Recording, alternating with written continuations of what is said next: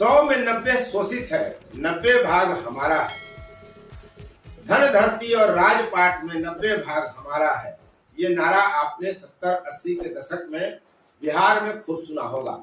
शहीद जगदेव बाबू का यह नारा था, जिनका कहना था कि जिस समुदाय की वो आवाज उठा रहे हैं वो जल्द जागने वाले समाज नहीं है।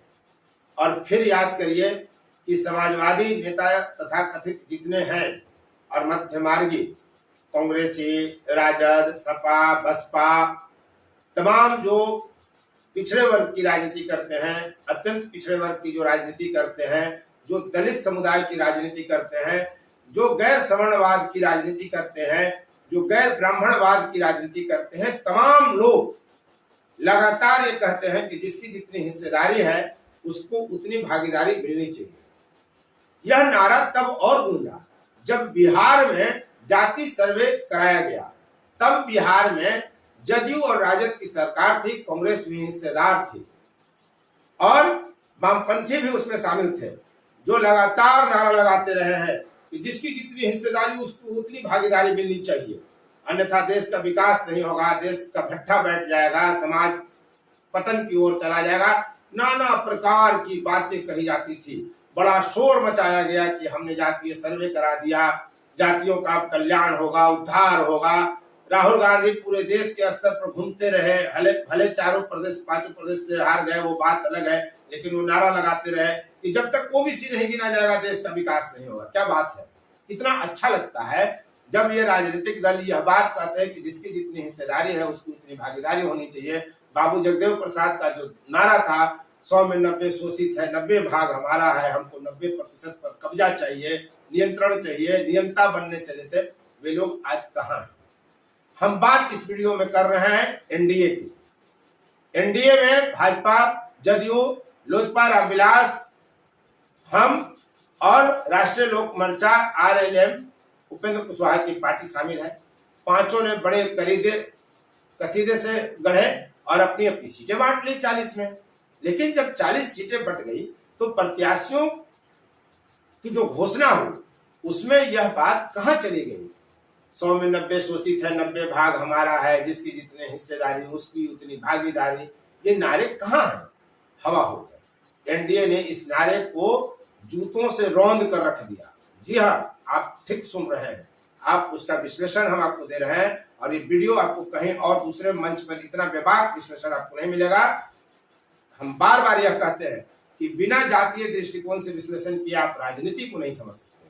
खासकर बिहार की राजनीति को समझना है तो जातीय विश्लेषण करना होगा और एक एक की पोल खोलनी होगी। कहां गए लोग जिसकी जितनी हिस्सेदारी उतनी भागीदारी करने वाले भाजपा के नेता और जदयू के नेता, लोजपा के नेता?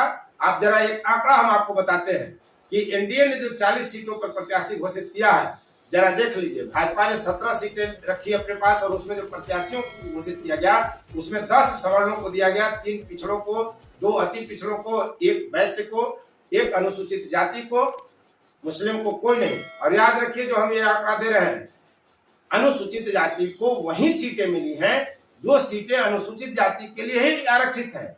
यानी वहां दूसरे समुदाय के, दूसरे वर्ग के व्यक्ति को प्रत्याशी बनाया ही नहीं जा सकता। इसलिए मजबूरन जो अनुसूचित जाति के लिए सीट आरक्षित है वहां अनुसूचित जाति को व्यक्ति को प्रत्याशी बनाया गया।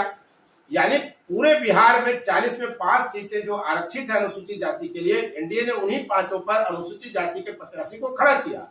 उनकी सीटें कैप लगा दिया गया है कि 5 से अधिक सीटें अब उनको नहीं बिहार में देना है, किसी ने नहीं दिया। पिछड़ा, अब जदयू की बात करिए तो जदयू ने सवर्णों में 3, पिछड़ा 6, अति पिछड़ा 5 और 1 अनुसूचित जाति और 1 मुस्लिम को टिकट दिया उसने। वैश्य इसके खेमे से गायब रहा। लोक जनशक्ति पार्टी रामविलास का अगर देखें तो 1 सवर्ण को, 1 पिछड़ा को, 1 वैश्य को भी आप पिछड़ा भी जोड़ सकते हैं और 2 अनुसूचित जाति की कुल 5 सीटें उसके पास मिली है। यानी हम जीताराम मांझी को आप अनुसूचित जाति का मान लीजिए तो उनको 1 अनुसूचित जाति का सीट मिल गया है, वही सब कुछ है हम के। उन्होंने अपने लिए 1 सीटें मांगी, अपने लिए 1 सीटें रख ली। राष्ट्रीय लोक मोर्चा आरएलएम जो उपेंद्र कुशवाहा है और राष्ट्रीय अध्यक्ष हैं, 1 सीट उनको मिला, वो अपने लिए रख लिए पिछड़ा वर्ग में। तो 40 में अगर कुल 5 सीटों का हिसाब 5 पार्टियों के द्वारा घोषित किए गए प्रत्याशियों की जातीय अगर वर्गीकरण आप करेंगे तो 40 में 14 सवर्ण को दिया गया है, 12 पिछड़ा को, 7 अत्यंत पिछड़ा को, 2 वैश्य को, 5 अनुसूचित जाति को, 1 मुस्लिम को। अब जिसकी जितनी हिस्सेदारी उसकी उतनी भागीदारी पर ही आप आइए। मैंने पहले भी एक वीडियो आपको जारी करके कहा था कि जातीय आधार पर कभी भी यह संभव नहीं है कि जिसकी जितनी हिस्सेदारी है उसकी उतनी भागीदारी सुनिश्चित हो, लेकिन यहाँ तो पूरा टप्पा ही गोल कर दिया गया। वर्गीय आधार पर भी अगर विश्लेषण करेंगे तो मत पूछिए, माशाअल्लाह इन राजनीतिक दलों ने जो नारा लगाया था, जो वादा किया था, उसका खामियाजा वर्गों को कैसे भुगतना पड़ा जरा देख लीजिए। बिहार में जो ताजा जातीय सर्वे हुआ 2023 में, जिसे नीतीश कुमार ने बड़े ढोल नगाड़े के साथ प्रसारित किया, तब तेजस्वी यादव उस सरकार के उप मुख्यमंत्री थे। बताया गया कि बिहार में 15% से कुछ अधिक सवर्ण जातियां हैं, लेकिन इनको टिकट कितना मिला, हिस्सेदारी आप जोड़िए 35%, यानी जितनी उनकी संख्या है उससे 20% अधिक उनको हिस्सेदारी मिल गई, भागीदारी मिल गई। पिछड़ा वर्ग का लीजिए, बिहार में 27% पिछड़ा वर्ग है और इसको टिकट में हिस्सेदारी कितनी मिली, 30%, यानी पिछड़े वर्ग में भी 3% मिल गया।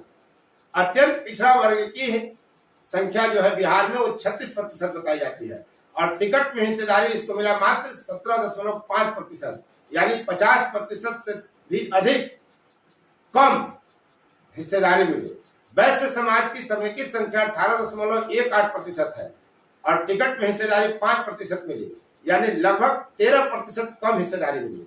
मुस्लिम समुदाय पूरे बिहार में 17.70% है और एनडीए ने मात्र 1 टिकट दिया है, 2.5% हिस्सेदारी उसको मिली, यानी 15% से भी कम। एक तरह से कह सकते हैं कि मुस्लिम और वैश्य को एक खांचे में खड़ा कर दिया गया एनडीए के द्वारा। तो ये एनडीए का सत्य है कि कैसे सवर्णों के साथ वो पार्टी चल रही है, जरा देख लीजिए। 15% वाले सवर्णों को 35% टिकट मिलता है, यानी 20% अधिक। पिछड़ा वर्ग को जो 3% अधिक मिला, आप याद करिए कि पिछड़ा वर्ग में भी जो मजबूत जातियां हैं उनके हिस्से टिकटें अधिक जाती हैं और अत्यंत पिछड़ों में टिकटें कम रहती हैं, चूंकि ये कमजोर जातियां हैं। और इसीलिए एक जरूरत इस देश और समाज और खासकर बिहार के संदर्भ में है कि गैर यादव, गैर कुर्मी, गैर कोयरी पिछड़ावाद की राजनीति के लिए यहाँ स्पेस काफी है। किसी को आगे आना होगा, अन्यथा पिछड़ा वर्ग और अति पिछड़ा वर्ग के नाम पर जो राजनीति होगी उसमें 1% के आसपास या उससे कम वाली जातियों का सफाया तय है। उनको राजनीतिक हिस्सेदारी मिलने से रही कभी नहीं मिलेगी।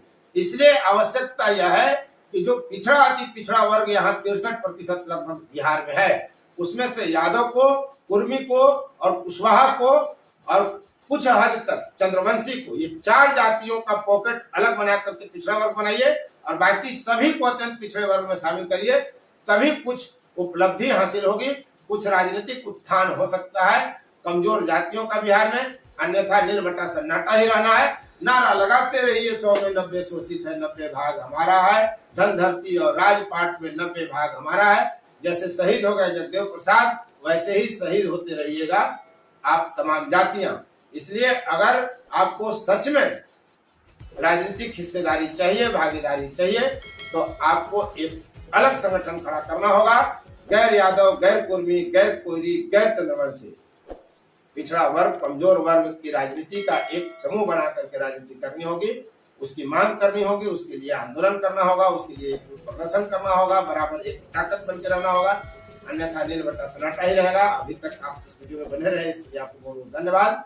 आप देख रहे थे फोर्थ व्यूज और मैं उपेंद्र कश्यप। लोकसभा का चुनाव है, इसी तरह के और वीडियो हम लेकर आपके बीच आते रहेंगे। यदि अब तक आपने इस चैनल को सब्सक्राइब नहीं किया तो चैनल को सब्सक्राइब करना, शेयर और कमेंट जरूर करें, ताकि आपकी पसंद का वीडियो सबसे पहले आपकी मुट्ठी में पहुंचे, जो मोबाइल है उसमें, और आप देख सकें। कमेंट जरूर करिए, आपके कमेंट से हौसला बढ़ता है और फिर हम नए एक से एक वीडियो लेकर आपके बीच उपस्थित होते रहते हैं। धन्यवाद। फोर्थ व्यूज, चौथा विचार, बाकी फिर